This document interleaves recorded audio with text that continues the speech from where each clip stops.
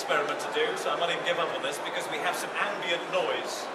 But there is a power created by silence.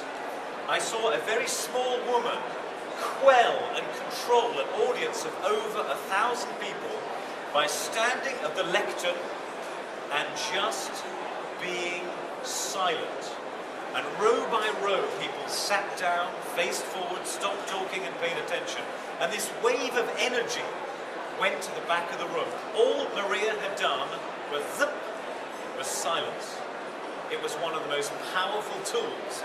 A space, a gap, can be authority, a thinking time. Never be afraid of the silence. The next one we call the pizza of clarity. How many people do you speak to who are up in the air and are using vague, indistinct words?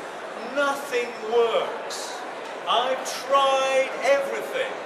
In the recruitment space, I remember hearing that many times. I've called everybody. There's nobody else. There's no other candidates. There's no other companies I can call.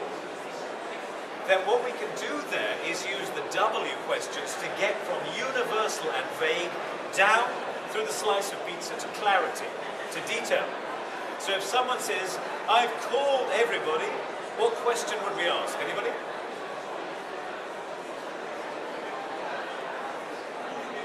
Whom did you call? Thank you. What are their names? What are their addresses? What are their telephone numbers? Or how many people did you call? It is that power which gives you clarity as a leader and as a manager. Now a more difficult question. That was just the warm-up. What is the opposite of this? We have questions going down to clarity. What is the opposite of that?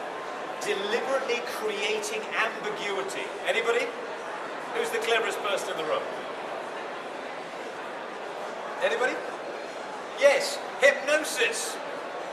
When you deliberately go from clarity to ambiguity, we could call that hypnosis. Are you ready?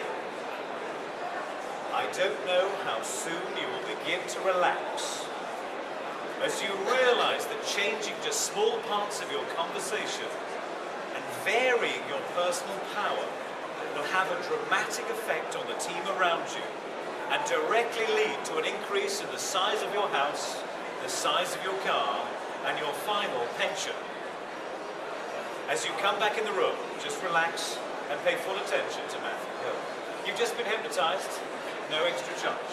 So it's the use of ambiguous language which is powerful. The third one I use with different groups. I sometimes work with young children, relatively young children, who are nervous about changing schools from a small school up to a larger school. They're about 11 years old. And to get their confidence going, we do a thing called the gratitude list. What they appreciate, what they like in their lives, what they're grateful for. And these children can generate 50 things that they're grateful for in about 5 minutes. So it could be, I live in a democratic country. I'm enjoying the benefits of capitalism. I like my canton. I like recycling garbage. I have clean water. I like my drive to work. Whatever it's going to be. So think for 1 minute. Can you generate some unique things right now that you are grateful for? Feel free to close your eyes.